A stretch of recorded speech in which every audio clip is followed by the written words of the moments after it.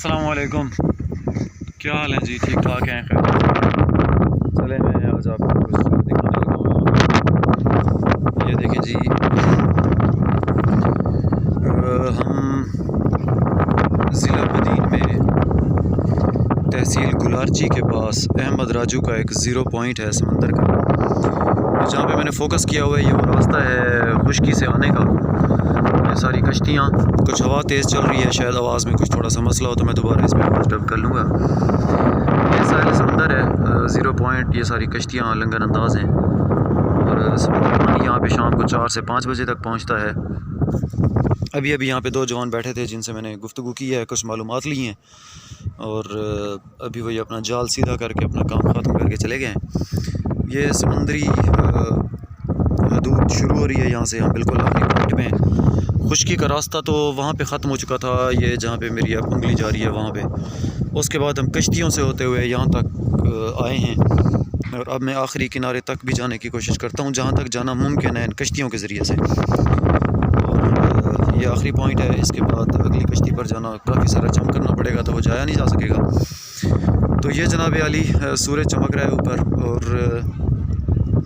यहाँ से समंदर शुरू हो रहा है। और मुझे याद आ रहा है कि हम पाकिस्तान के मुख्तलिफ बॉर्डर्स पे जा चुके हैं, जैसे दर्रा खंजराब है।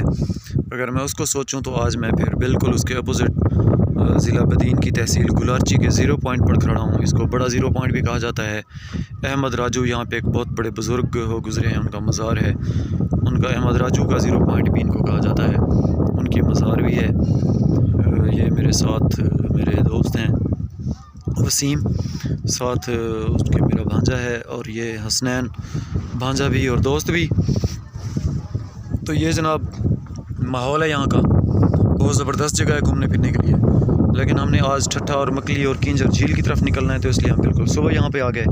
कुछ मछलियाँ देखनी थी और कुछ मंज़र देखने थे सुबह के वक्त के, वरना हम यहाँ पे शाम को ही आते हैं हमेशा।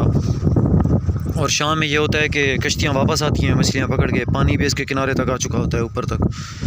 और शाम के वक्त जो मछलियाँ नज़र आती हैं वो बड़ा देखने का मंजर होता है। ये कुछ परिंदे यहाँ पे मरे पड़े हैं, इसकी वजह तो मैं बाद में पूछता हूँ इन लोगों से। ये कुछ मछलियों के कुछ टुकड़े भी पड़े हुए हैं मरी हुई मछलियों के।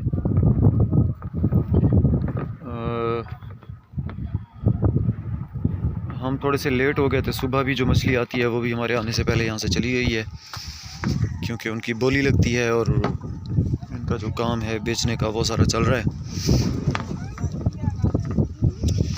ये मैं एक चीज़ आपको दिखाऊं, छोटा सा केकड़े का टुकड़ा पड़ा हुआ है। सर्दियों की वजह से केकड़े यहाँ पे नज़र नहीं आते और इसमें कम होते हैं। और मछली भी एक यहाँ पे ये जिंदा मछली छोटी सी है, इसको मैं कुछ हरकत देने की कोशिश भी करता हूँ, नहीं वो बेचारी डरी हुई है। ये बहरहाल माहौल है सारा। ये लोग अपने जाल सीधे कर रहे हैं, मछलियाँ निकाल रहे हैं जालों से, और उससे छोटी मछलियाँ, बड़ी मछलियाँ तो सुबह सुबह निकाल के भेज दी जाती हैं, छोटी मछलियाँ वगैरह ये आप निकाल के भेज रहे हैं। और यहाँ भी कुछ केकड़े पड़े हुए हैं, वो मैं आपको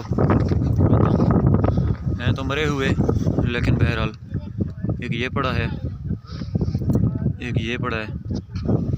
अभी मैंने इनसे पूछा तो वो कहते हैं जी सर्दियों में केकड़ा बहुत कम लगता है, वरना यहाँ पे केकड़े का भी अच्छा खासा कारोबार है। 2 साल पहले जब मैं यहाँ पे आया तो तब उन्होंने मुझे 150 रुपये बताए थे एक केकड़े का यहाँ पे रेट, और वही केकड़ा जब कराची पहुँचता है तो 450 का बिकता था।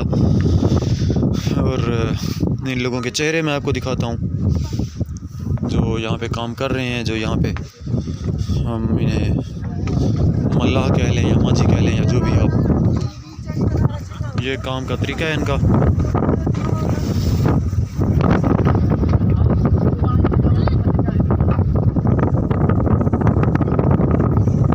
जाल सीधे कर रहे हैं, शाम को जाएंगे अपने काम पर।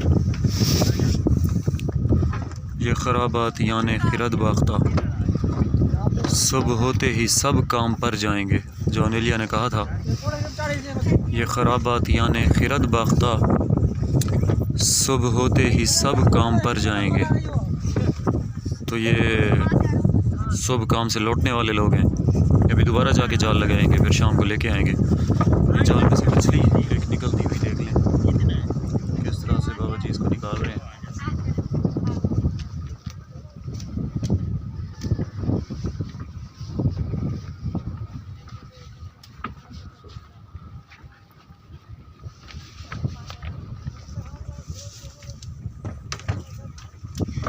और ये जनाब जिंदा मछली फेंक दी गई है। सदियों का सफ़र लगता है इन चेहरों पर, ना थकने वाले ना हारने वाले, और साहिलों पे गाने वाले क्या हुए, और कश्तियाँ चलाने वाले क्या हुए। अलविदाई मंजर मैं चारों तरफ का आपको दिखा दूँ। कुछ और लोग भी इस काम में मशगूल हैं, लगे हुए हैं। ये सामने आबादियाँ हैं, ये सामने झुग्गियाँ नज़र आ रही हैं। और स्नैन एक बार पकड़ो इसको, ये 0 पॉइंट है गुलारची का।